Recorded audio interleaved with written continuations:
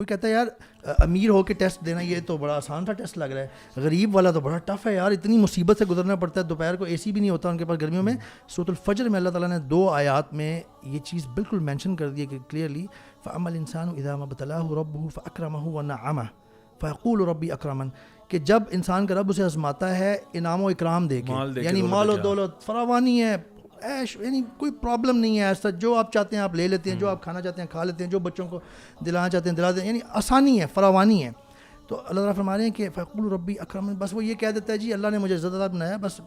لاپرواہ سا ہو جاتا ہے. جبکہ دوسری آیت میں اللہ تعالیٰ نے فرمایا وَأَمَّا إِذَا مَا ابْتَلَاهُ فَقَدَرَ عَلَيْهِ رِزْقَهُ فَيَقُولُ رَبِّي أَهَانَنِ, جب اللہ تعالیٰ اس کو دوسرے طرح سے آزماتا ہے, مفہوم بیان کر رہا ہوں آیت کا, رزق کم کر کے, رزق قدر کر کے, یعنی کوئی پرابلم آ گئی ہے, لائف لانگ پرابلم ہے, کوئی کلیمٹی ہے, کوئی معذوری ہے, کوئی بچے کا مسئلہ ہے, کوئی بھی اس طرح کی, یعنی ایک پرابلم میں رہ کے وہ گزار ہے زندگی, تو وہ فَيَقُولُ رَبِّي أَهَانَنِ اس طرح کی کمپلینس کرنے لگ جاتا ہے جی کہ مجھے ہی میرے رب نے مجھے ذلیل کر دیا, اہانت کر دی میری, یعنی غلط ایٹیچیوڈ اپنا لیتا ہے. اللہ تعالیٰ یہ بتا رہے ہیں کہ مختلف طریقے سے لوگ آزمائے جاتے ہیں. جو امیر, جو انعام و اکرام والے ہیں نا, اس کا ٹیسٹ زیادہ سخت ہے. وہ اس طرح سے کہ جو ٹیسٹ کی سختی اس سے دیکھی جاتی ہے کہ پاس یا فیل ہونے کے چانسز کتنے ہیں. جو امیر ہے, انعام و اکرام والا ہے, میں یہ اس لیے بیان کروں تاکہ لوگوں کو سمجھ آئے کہ اللہ تعالیٰ کی کس طرح کی حکمت ہوتی ہے. وہ اس کو فریڈم دے دی گئی ہے, اس نے خود اپنا ٹیسٹ آئیڈینٹیفائی کرنا ہے, اپنے ایگزامز, اپنے کویشچنز خود آئیڈینٹیفائی کرنے ہیں, یعنی اس نے خود سے غریبوں کا خیال رکھنا ہے, اس نے جگہ پہ مال کا صحیح حساب دینا ہے, اس نے اچھے خاصا حساب دینا ہے مال کا. جبکہ جو غریب ہے نا, اس کا ٹیسٹ اگر وہ صبر سے گزرتا جا رہا ہے تو اس کا ٹیسٹ ساتھ سیشنلز کی طرح, جو لوگ بیچلرز کرتے ہیں سیشنل ایگزام دیتے ہیں, ساتھ اس کے مارکس لگتے جا رہے ہیں, وہ پاس کرتا جا رہا ہے. جب تک اس کی ڈیتھ کا یا زندگی کا امتحان ختم ہونے کا وقت آیا ہے, وہ ایک big part of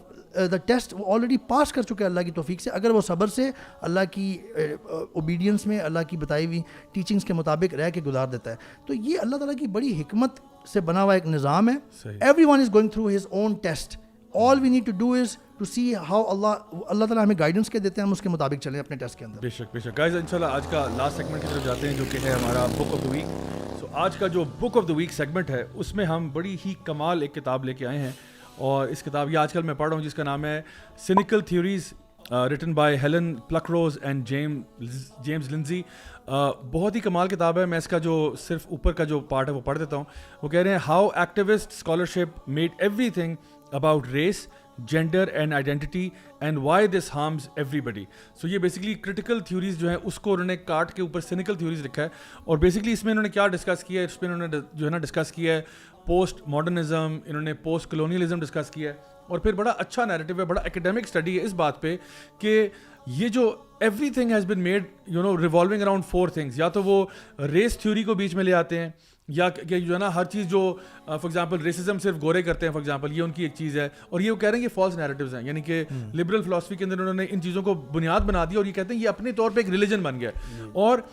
choir studies یعنی جو کوئر تھیوری ہے اس کو آگے لے کے جاتے ہیں, جینڈر کے اندر یہ فیمنزم کو لے آتے ہیں, اور ان کو کہتے ہیں کہ فار ایگزامپل عورتیں جو ہیں دے ہیو بین پرپیچولی سبجوگیٹڈ بائی مین. یہ کہہ رہے ہیں کہ ان کے ریلیجس یعنی ایمانیات ہیں, جو کہ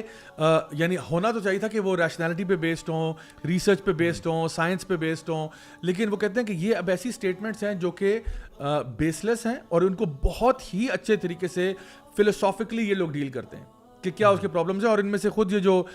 جیمز لنزی ہیں یہ خود ایتھیسٹ ہیں, لیکن یہ خود کہہ رہے ہیں کہ یہ جو ان کے جو آرگومنٹس ہیں یہ بیس لیس آرگومنٹس ہیں, اور بڑے اچھے طریقے سے یہ جو سوشل جسٹس واریئرز اس وقت لوگوں کو نظر آتے ہیں وہ کہتے ہیں کہ یہ جو سوشل جسٹس واریئرز ہیں انہوں نے کیا کیا کہ کوئی بھی بات آپ ان سے ڈس ایگری کرو گے نا, وہ آپ کے اوپر لیبلنگ کریں گے without understanding the context and without understanding the facts on ground. So اس کے بارے میں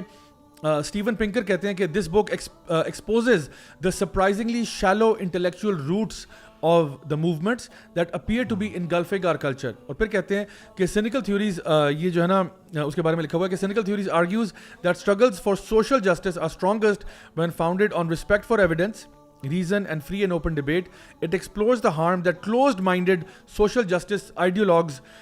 cancel culture and social media pylons are doing to the cause of social justice and liberal democracy itself. Pluckrose and Lindsay demonstrate that only through proper understanding of the evolution of these ideas can we challenge this harmful orthodoxy and offer practical strategies to combat it. تو وہ یہ کہہ رہے ہیں کہ basically یہ جو آج کل کا جو آپ کو ووک کلچر نظر آ رہا ہے یہ بذات خود ایک ریلیجن بن گیا, یہ خود ایک مذہب بن گیا, جہاں پہ اگر آپ فار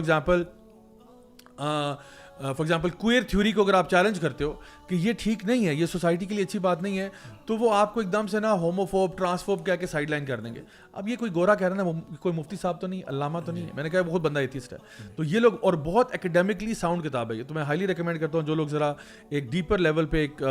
ڈینس ریڈنگ کرنا چاہتے ہیں, this is a very good book for that. اور ہمارے اسی لیے انہوں نے یہاں پہ اوپر جو ہے نا وہ اینکوں کے اوپر LGBT کا فلیگ لگا ہوا ہے کہ یہ لینز اتارو, اس کو اتار کے ذرا کہ آنیسٹلی کرٹیسائز کرو چیزوں کو. And this is I think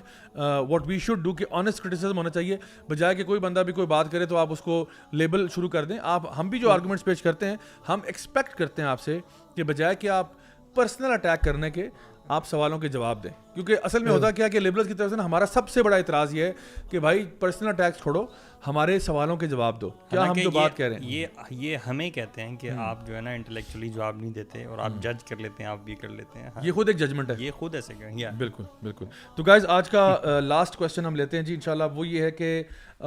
یہ سوال جو کہتے ہیں کہ جی there is a serious issue of our society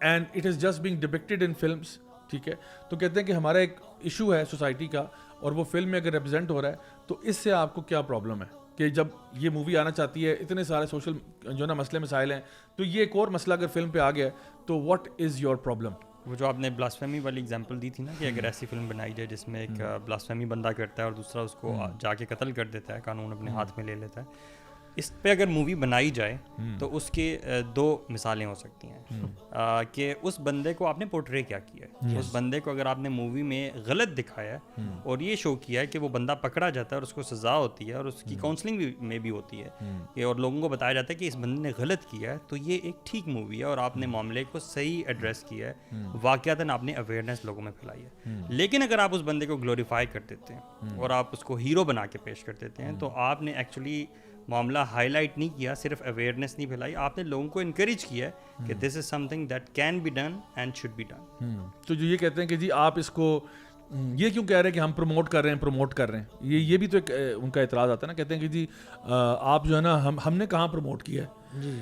آپ نے کنفیوز چھوڑ دیا ہو. بے شک اچھے کانٹیکسٹ میں دکھا رہے ہیں نا, آپ اس کے بارے میں آپ اس کو گلوریفائی کر رہے ہیں, آپ اس کو غلط دکھائیں نا,